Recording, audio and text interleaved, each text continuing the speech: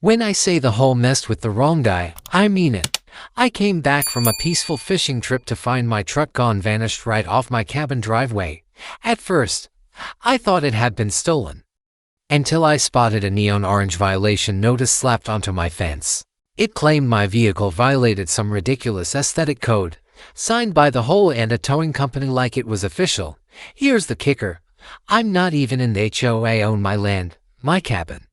My driveway free and clear. But Karen, the HOA president, wasn't happy that I refused her demand to paint my cabin beige, so she decided to retaliate.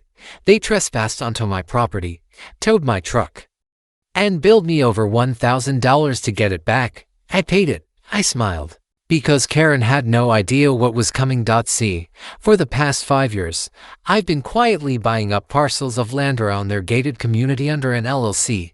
Of course, last year, I closed on the biggest piece yet, the private road that leads into their neighborhood. That's right, the road their homes depend on, the one every utility line runs under. Mine. So, I did what any reasonable landowner would do. I sent the HOA certified letter informing them that due to unauthorized access and removal of personal property, all entry privileges were suspended pending a lease agreement. Karen thought it was a joke. She laughed, until the next morning, when I showed up with contractors and started digging a trench right across the main entrance.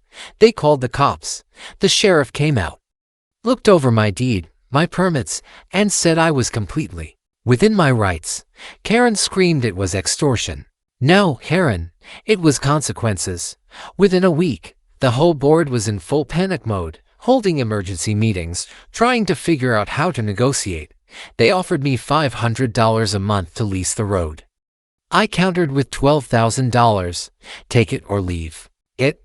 Every day they stalled. I added late fees. Eventually, Karen stepped down. The new board, they signed the lease. I used the money to buy a top-of-the-line backup generator for my cabin. Oh, and they also returned my truck, detailed and spotless. With a formal apology from the board. Karen moved out shortly after. Said the community wasn't the same anymore. She's right, it's not. Because now, it answers to me. So the next time someone thinks they can push you around with fake rules and power plays, just remember, you might end up owning the road they drive on. Like, comment, and subscribe if you love watching karma cash in.